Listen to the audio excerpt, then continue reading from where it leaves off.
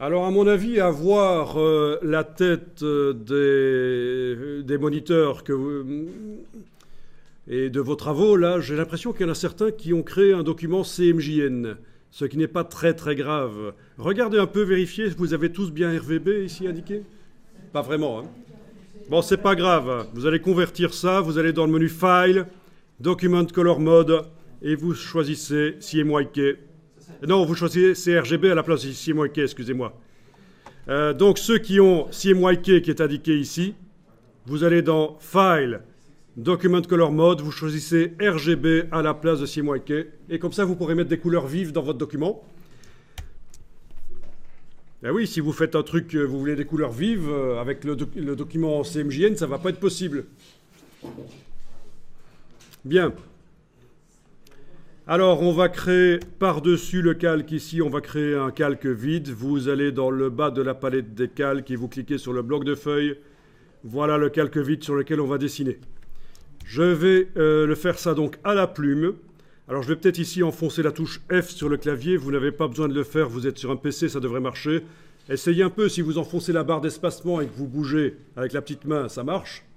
Super, donc ça c'est sur le Mac qu'il faut enfoncer la touche F pour arriver à faire ça. Bien, alors j'active la plume dans la palette des outils. Vous avez la plume qui est visible là sur le travail. Si vous enfoncez la touche verrouillage majuscule, le caps lock sur le clavier, vous avez un pointeur précis et c'est pas mal ça, faites-le.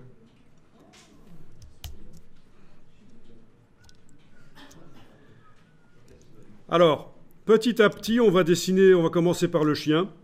Donc, vous amenez la plume à cet endroit-là à peu près, et vous cliquez sans bouger la souris. Vous avez posé un point d'ancrage. D'ailleurs, c'est marqué. C'est un point qui est carré. Si vous bougez la souris sans enfoncer les boutons, ben vous voyez qu'il y a une espèce d'élastique qui tient à ce point. Alors, jusque-là, ça va? Alors, on a une courbe à faire pour la patte du chien ici. Vous allez ici, à peu près à cet endroit-là, et vous allez faire un cliquer-glisser, c'est-à-dire que vous enfoncez le bouton de la souris, vous le gardez enfoncé, et vous bougez. Ne lâchez pas le bouton de la souris. Vous voyez qu'on peut avoir une grande tangente, mais ce n'est pas du tout intéressant, on va en faire une petite comme ça, parce que je vais vous expliquer la technique de la micro-tangente de Adobe.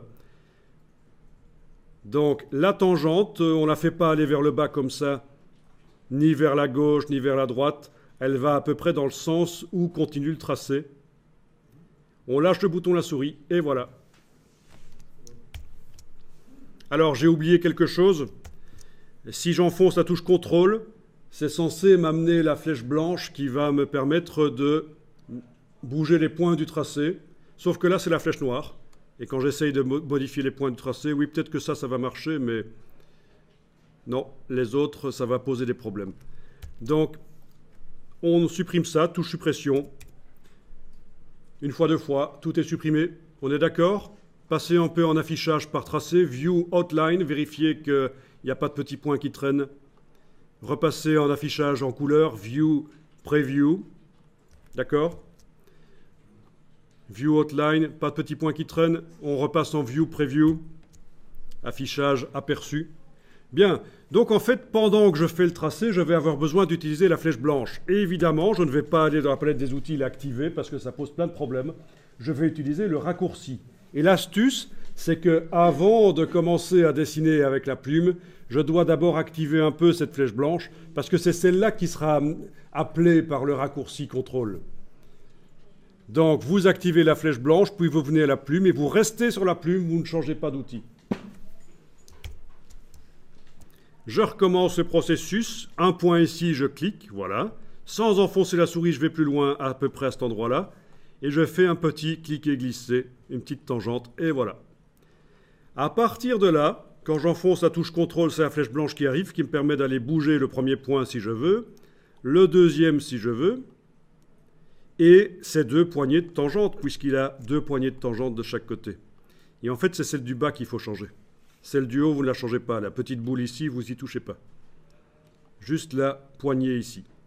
Alors, vous remarquez qu'on a un fond blanc qui va nous ennuyer très fort pour la suite. On va l'enlever. Dans la palette des outils, vous avez la case de fond en avant-plan. Vous cliquez sur la diagonale, le fond blanc n'y est plus. Ok, donc touche contrôle sert à bouger les points et la poignée du bas pour faire la courbe. D'accord ?